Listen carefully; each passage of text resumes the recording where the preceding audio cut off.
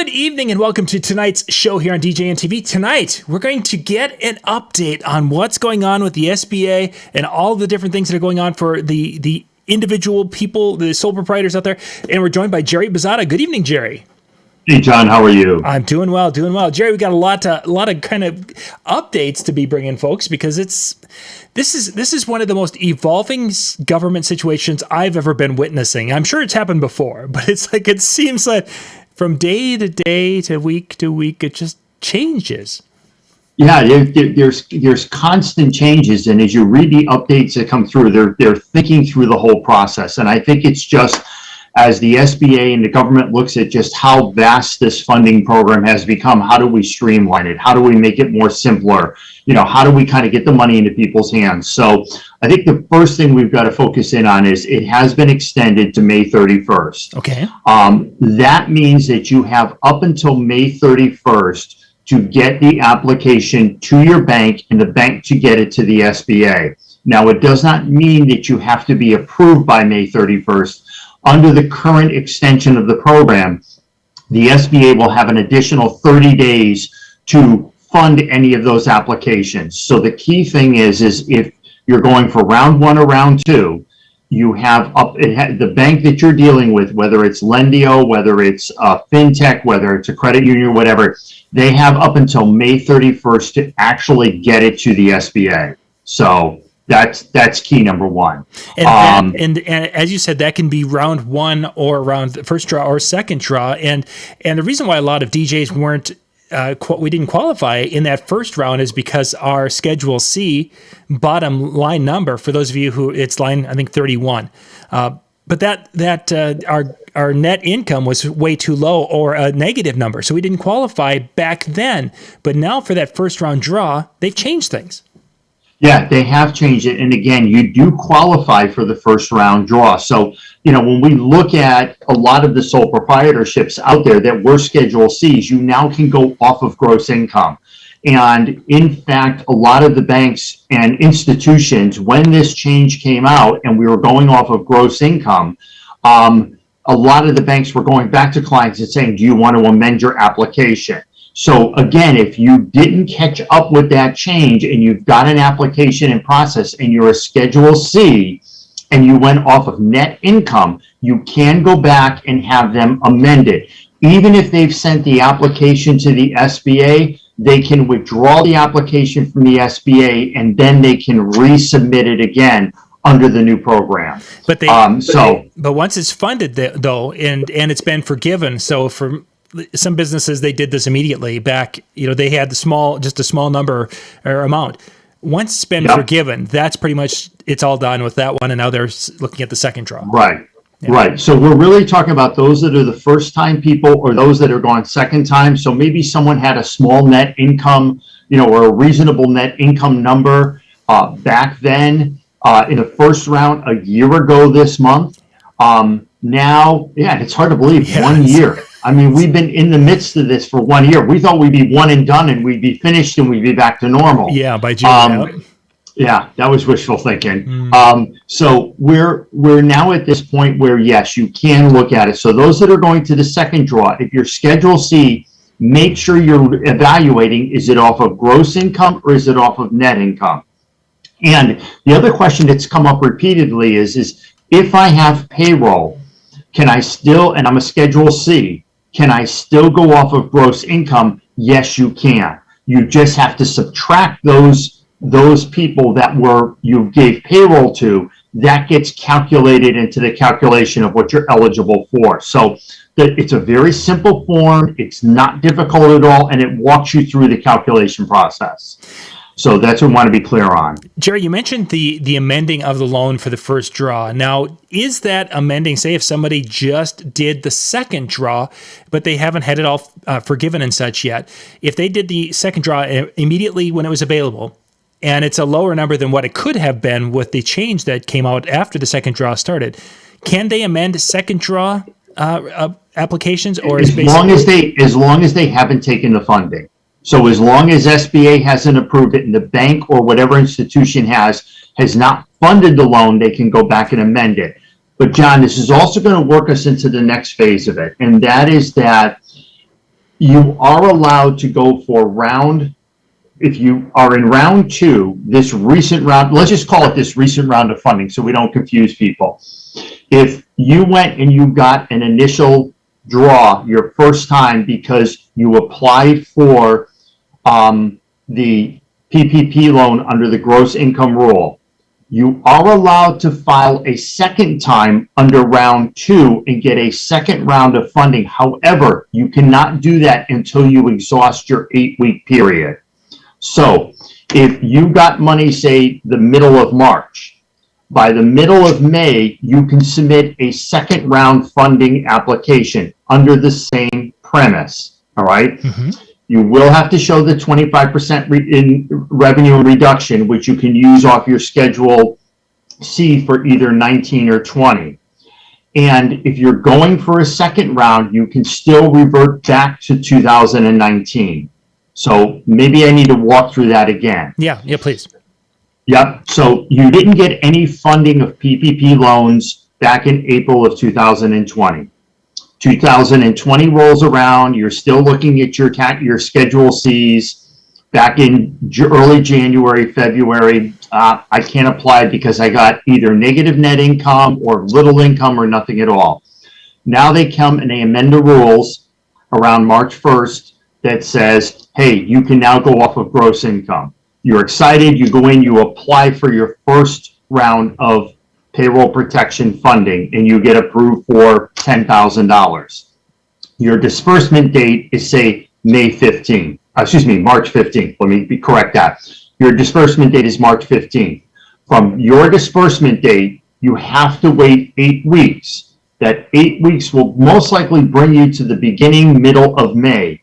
At that point, because it hasn't hit May 31st, you have the option of applying for a second round of funding under the same premise. So you can apply for another PPP loan. You can still go off your 2019 Schedule C. The only difference is you have to submit your 2020 Schedule C to show that you had a 25% reduction in revenues between 2019 and 2020. If you didn't have that 25% reduction in revenues, then you cannot apply for the second round of funding. I think for most of us in the mobile DJ business, we're going to fall into that category pretty quickly. Really quickly, so, yes. It was really sad when I did the 2020. That's the least of many of our worries. But you want to sort of get a hold of, and you want to go back to the same bank or institution that you dealt with on the first PPP loan based on gross income, because they're going to have all your paperwork, they're going to have all your documentation, they'll be able to justify it. Mm-hmm. The other clause, and we didn't discuss this in the other calls, but this has come up, as part of the gross funding for sole proprietorships, because on the Schedule C you don't have the date you were started in business, all right? The banks have to verify you were in business on February 20th, 2020. So they're going to look at a couple of different things, either bank statements that show you have money moving in and out of your business account, okay? Maybe copies of contracts that you took at that period of time, around that time. They need to verify you were in business. So they're going to look at it a couple of different ways. The fastest way for them to look at it is, hey, send us a couple of your bank statements, or if you did write yourself a payroll check, or if you had some income coming in around the 20th of February, you deposited those contractual funds into your operating account. They need to just have that on hand. That will not go to the SBA, but they need to have it in the file to verify and validate that you were in business on February 20th, 2020. So, and with a lot of banks now, for those who haven't done anything with the PPP, a lot of banks are using an online type portal to handle the paperwork. Almost every bank that I've been aware of is using an online portal. Now, if some of the banks have opted not to continue, I would say go out to Lendio, or go out to some of the other portals like PayPal or whatever. Mm-hmm. They are still accepting applications, but certainly check with your existing bank to see what they're doing. I know the average dollar amounts, and it was just concerned about funding's going to run out. We've actually seen a decrease in the average size of the loan significantly. Really? So, yeah, a lot of the bigger companies that would have qualified for a second round of funding have gone through it already. They've already dealt with it. So I would say right now what we're seeing is probably a lot of the sole proprietorships that are applying. That would make sense, I guess. Yeah. Yeah. Yeah. You're not seeing people applying for the big chunks that they used to apply for. That was in the first round where we saw everybody coming into it. There's a lot of, I would say a good majority or vast majority have had to deal with the 25% decrease in revenue rule, which did not apply.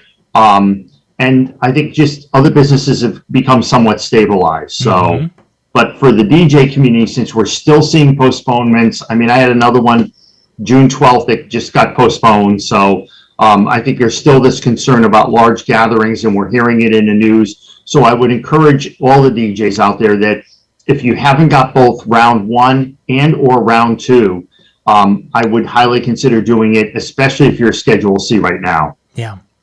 So excellent. Let's talk a little bit about the forgiveness process for those who either haven't started yet, or even if you have. Are there any changes in that realm? Yeah, they've actually come out with an easy form, and most banks have it online, or every bank has it online. SBA, you can go out and look at it, and it's simply you're putting in the amount, you're attesting that you used it for payroll.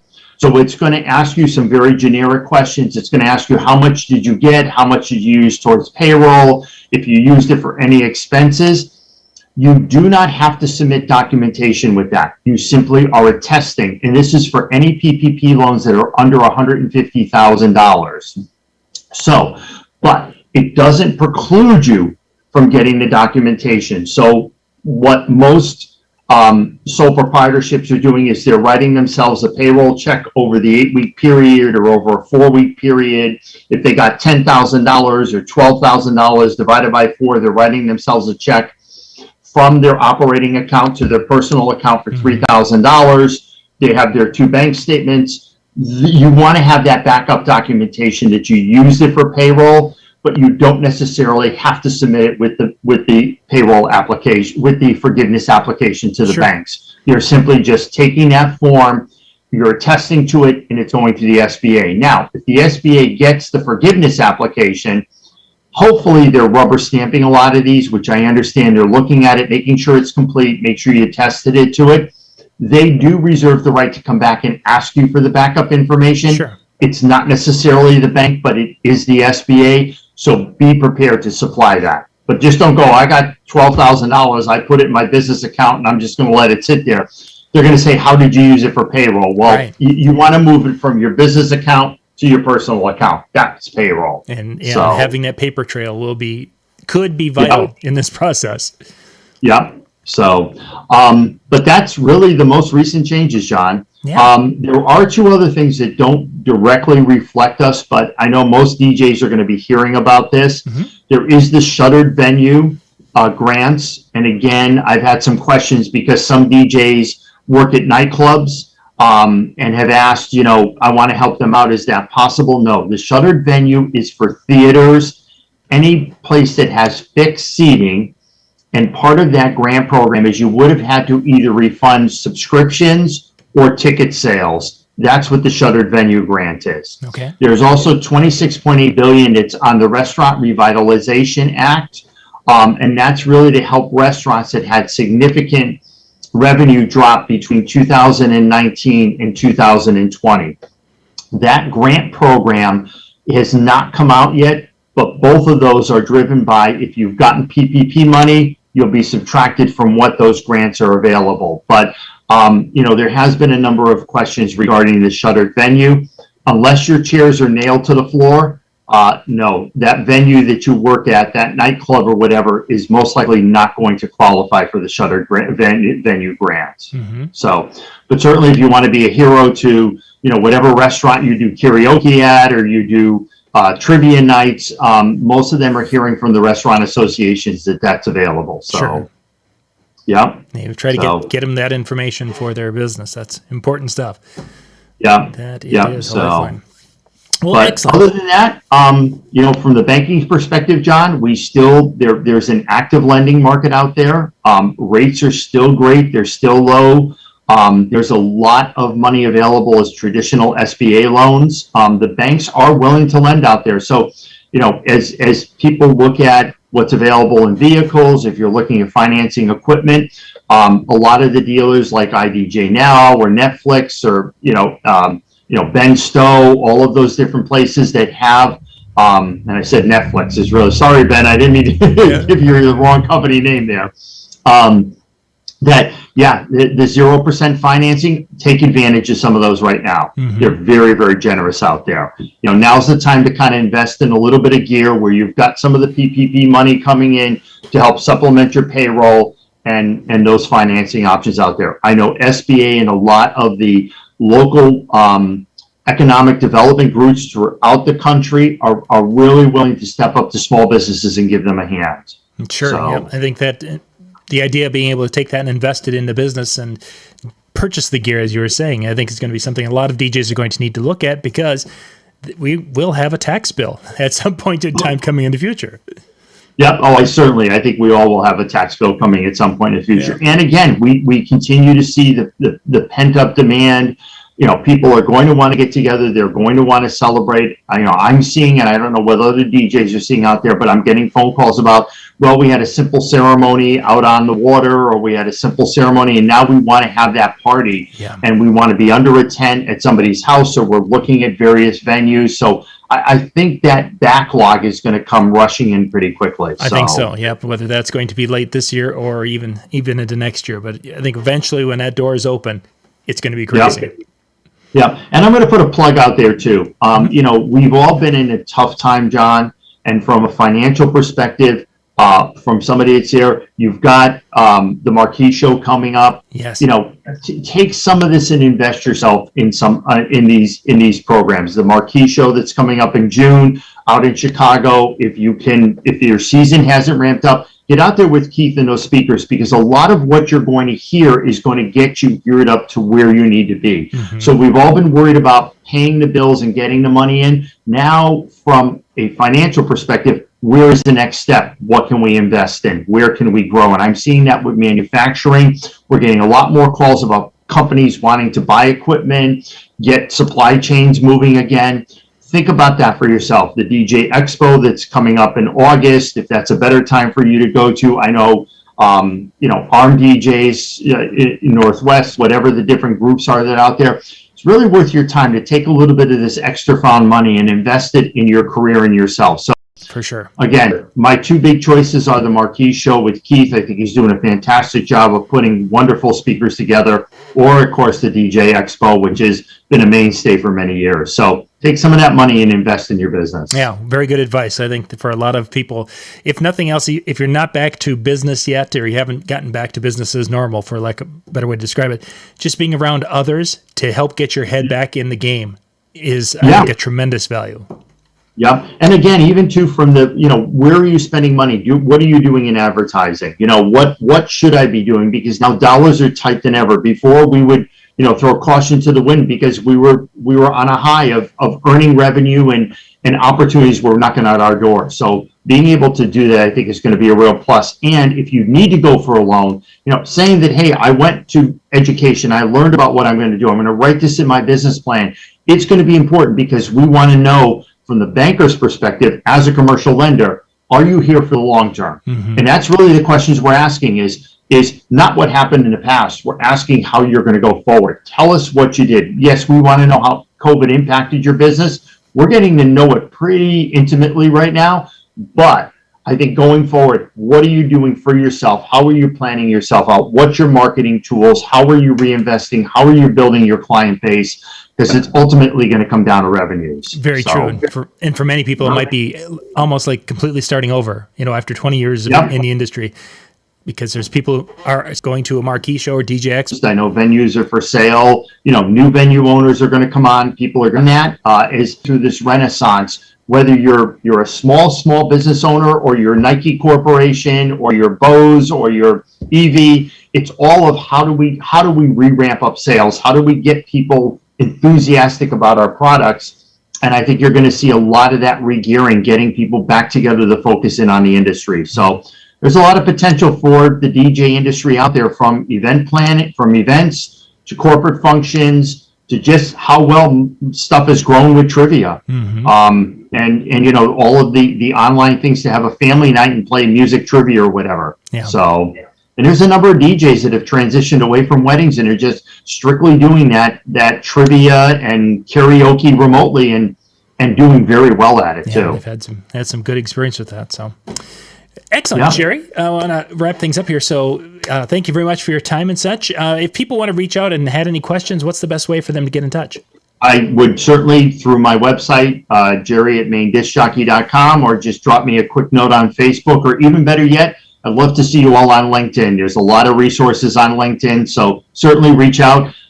Actually would hopefully a lot of the DJs that listen to it set up a page on LinkedIn, because I'm seeing a lot more marketing coming through that. I'm seeing a lot more activity. So I'm putting a plug in for LinkedIn. So put a challenge out there. I'd love to get 100 LinkedIn requests from the DJ community over the next couple of weeks. That sounds great. Jerry, once again, thank you very much for being with us. And thank you guys for being with us. We will catch you at the top of the hour with our next show with Dan and MJ. Thanks, everybody.